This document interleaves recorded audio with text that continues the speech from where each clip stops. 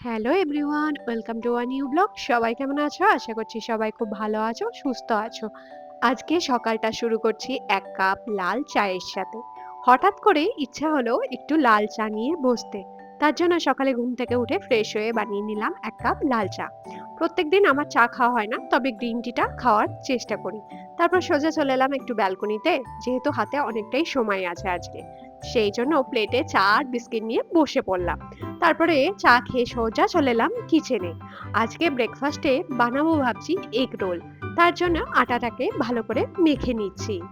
প্রতিদিন ব্রেকফাস্টে খাবারটা আলাদা আলাদা রাখারই চেষ্টা করি, তাতে খেতেও ভালো লাগে। আর রোজ রোজ এক ব্রেকফাস্ট খাওয়াও কিন্তু উচিত না। সেই জন্য আজকে ভাবলাম একটু এগ রোল বানিয়ে নিই। আর রেয়ানও কিন্তু খেতে বেশ পছন্দ করে এগ রোল। আর বাড়ির তৈরি এগ রোল, সেই জন্য ওকে আমি দিয়েও থাকি। এগ রোলটা খেতে যতটা টেস্টি হয়, বানানোও কিন্তু ততটাই সোজা। কোনো কঠিন কাজ কিন্তু মোটেও নয়। আর তাড়াতাড়ি হয়েও যায়। তো এখানে এগ রোলটা কিন্তু প্রায় হয়েই এসছে। শুধু ভিতরে স্যালাড আর সস দেওয়ার অপেক্ষা। আমার এগ রোল কিন্তু খাবার জন্য একদম তৈরি হয়ে গেছে। এটা কিন্তু ভীষণই হেলদি, কারণ এর মধ্যে কোনো রকম তেল নাই। আর এইদিকে দেখো, আমার সারা মাসের গ্রসারি আইটেম চলে এসেছে। এখন আমরা অনলাইনে কিন্তু গ্রসারি জিনিসগুলো কিনে থাকি। বাইরে আর যাই না, কারণ খুব একটা সময়ও হয় না, আর বাইরে যাওয়া মানে ভীষণই ট্রাফিক হয়। আবার বই বই নিয়ে আসতে হয়। সেই জন্য অনলাইন অর্ডার করে দিই, আর বেশ অফারও কিন্তু পেয়ে থাকি। গ্রসারি গুলোকে তুলে রেখে, মানে ভালো করে ঠিক জায়গায় রেখে টেখে স্নান ধান করে নিলাম। আর স্নান ধান করেই কিন্তু ভাবছি আজকে রান্নাটা করব। নাহলে স্নান করতে অনেক দেরি হয়ে যায়। আর স্নান করার পরে এখানে কিন্তু পুজোটাও সেরে ফেলেছি। সকাল সকাল স্নানটা হয়ে গেলে মাথাটা কিন্তু বেশ ঠান্ডা থাকে। আর আজকে ভাবছি বানাবো ইলিশ মাছ। আজকে লাঞ্চে বানাবো ভাবছি ইলিশ মাছের ঝাল। সেই জন্য ইলিশগুলো ফ্রিজ থেকে বার করে নিলাম। আর ইলিশ মাছ থাকলে বেশি কিছু বানাতেও হবে না। আর ইলিশ মাছটা কিন্তু বেশ ভালোই ছিল, দেখে তো তাই লাগছিল। জানো তো, আমি বিয়ের আগে ইলিশ মাছ খুব একটা খেতাম না। খেলেই একটু অসুবিধা অসুবিধা হতো। কিন্তু বিয়ের পরে বেশ ভালোই লাগে। বলে না, বিয়ের পরে অনেক কিছু চেঞ্জ হয়ে যায়, সত্যি আমার কিন্তু খাওয়া দাওয়া অনেকটাই চেঞ্জ হয়ে গেছে। যেমন আমি মাটন খেতাম না, ইলিশ মাছ খেতাম না, বিয়ের পরে কিন্তু খাই আর বেশ ভালোও লাগে। বিয়ের আগে মারা কত বলতো খাওয়ার জন্য, কিন্তু মোটেও খেতাম না, কেন জানি না। গন্ধটাই আসলে হয়তো পছন্দ হতো না। আমি যখন ইলিশ মাছ রান্না করি, তখন কিন্তু কাঁচাই রান্না করি, আর বেশ কিছুক্ষণ সর্ষে দিয়ে তেল দিয়ে ম্যারিনেট করেই রান্না করি। তাতে খেতে কিন্তু বেশ ভালো হয়। আমার মনে হয় কাঁচা ইলিশ মাছ রান্না করলে বেশ ভালো হয় খেতে। আর দেখতে দেখতে বিকালও হয়ে গেছে, আজকে বাড়িতে কিছু গেস্ট আসার কথা আছে।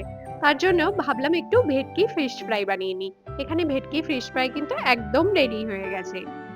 এই খাবারগুলো এখানে খুব একটা রেস্টুরেন্টে ভালো পাওয়া যায় না, যেহেতু বাঙালি খাবার।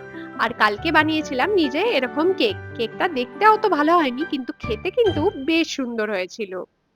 কফি করার জন্য দুধটাও কিন্তু জাল দিয়ে রেখে দিয়েছি, শুধু গেস্ট আসার অপেক্ষা।